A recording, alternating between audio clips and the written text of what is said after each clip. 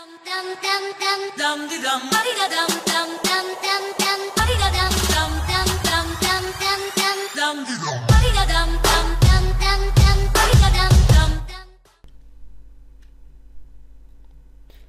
what's up guys, VShaneHD here. We're back playing some more Minecraft today. We're on Feed the Beast Horizons, as you might be able to tell by the title. And what you might also be able to tell by the title is that I've found a way to create near unlimited power. Now I'm just going to show you the system I have set up at the moment. It's still currently in the process of heating up, so to speak.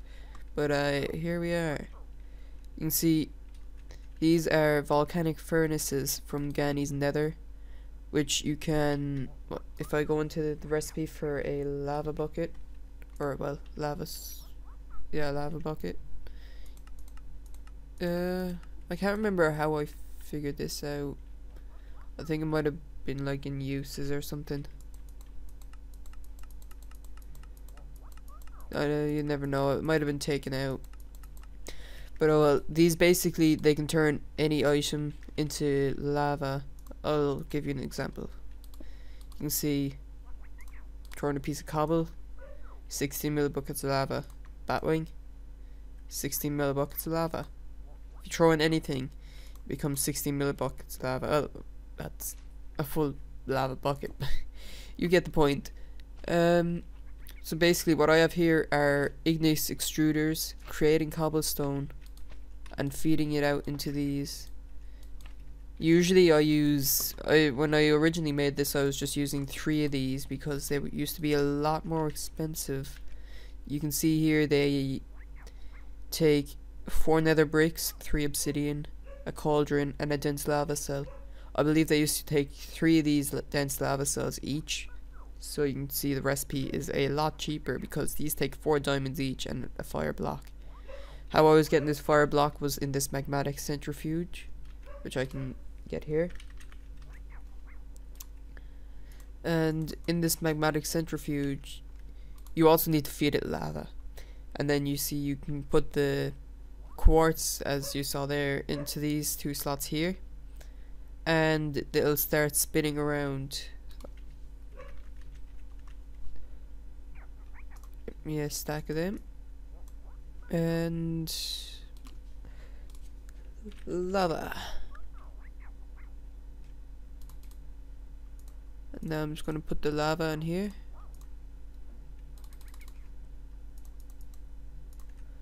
That should be enough for now. And just put the quartz in. And you can see it just begins to spin around. And you can see, well, I'm pretty sure this begins to spin as well.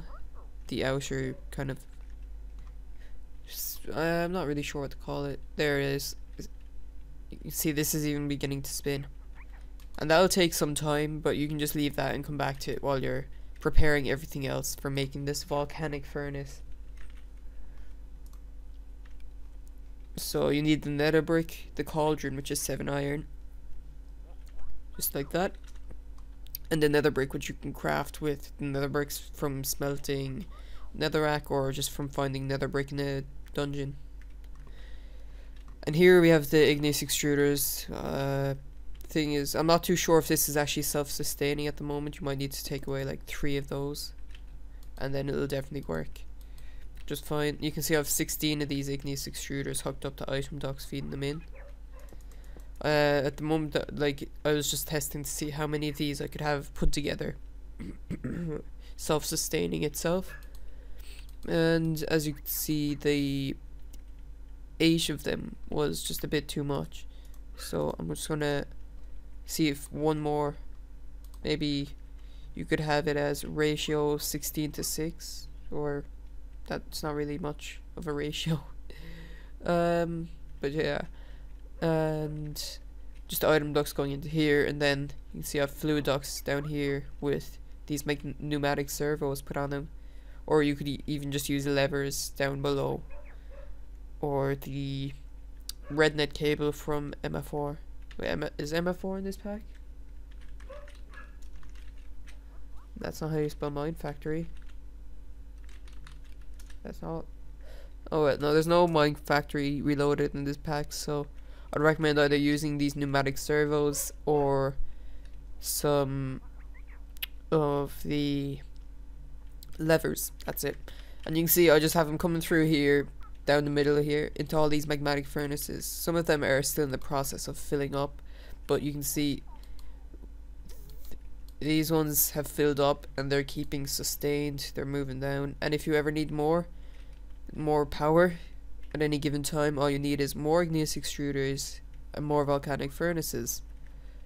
And as you can see, I have a redstone energy cell down here that is actually filled. I was not expecting that to fill so fast.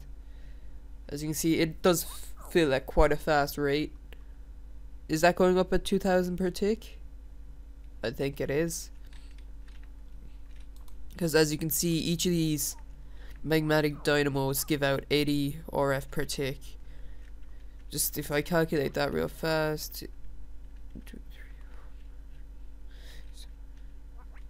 3, is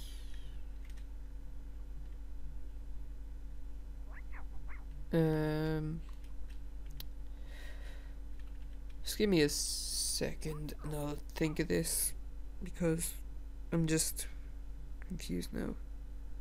I think it's 56 by 4 is like 218, something like that. 218.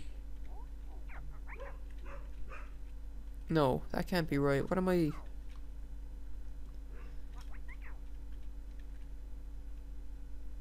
Never mind. It's plenty of power. It's not. It's a lot more than 218 because there's about more than that in just 4 engines. So you can see 7. Like, you can always just extend this pipeline all the way out, or you could have it. You could replace the redstone energy conduit with the fluid duct and have the fluid duct going in these sides. The dynamos facing inwards if you don't have much redstone to make these conduits. And yeah, I'm gonna do a very short kind of building segment just to show you guys how you can put this together really fast. So basically what you want to do first of all is, by the way, you're going to need 16 buckets of water, 16 buckets of lava, and so on and so forth. And it shouldn't be that bad. So first of all, we're going to get down our igneous extruders. This seems like an open enough area right here. 1, 2, 3, 4. 1, 2, 3. 1, 2, 3. Just start filling each of them with a single bucket of lava and a single bucket of water.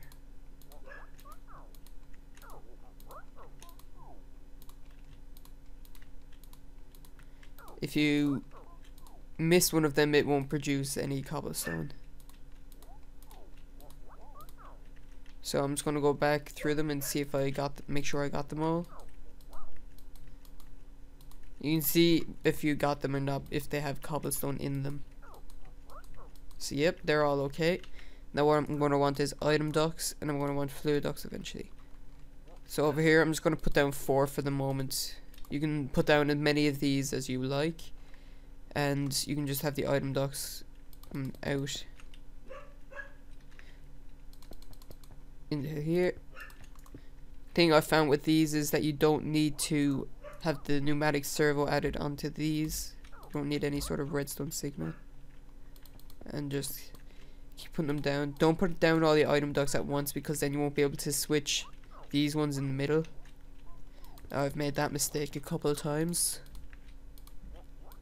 And now,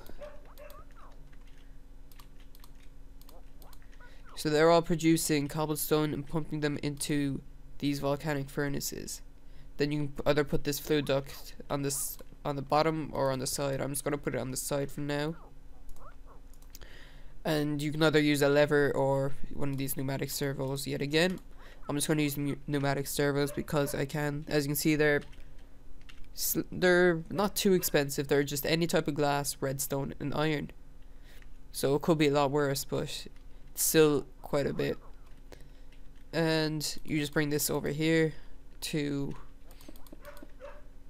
your magmatic dynamos, which you can then have facing into these. I'm just going to make this on a small scale now because it'd just be a waste of time. And there we go. And now you have lava being created from your cobblestone, which is not going to impede on your creation any bit. But if this was a bug that somebody didn't want to have in the game, what I would recommend is have a cobblestone take up either a small bit of water or a small bit of lava. See, the problem with it just taking a small bit of water would be that you could just stick an aqueous accumulator in underneath and have it filled with water or lava, whichever. And lava, you're creating lava right here. And you could always just have another pumped in nether just as a secondary lava source for all of your magmatic engines, so you won't need to make any kind of other engines. You can see this one is also filling up pretty fast. I have a feeling this one is going to be pretty full. Yeah, you can see this one is nearly completely full. And yeah, it's a very nice system, to say the least. So yeah, that's it, guys. You've seen how to make it, you've seen how it works. I'm VShaneHD, and thank you guys for watching. See you guys in the next episode.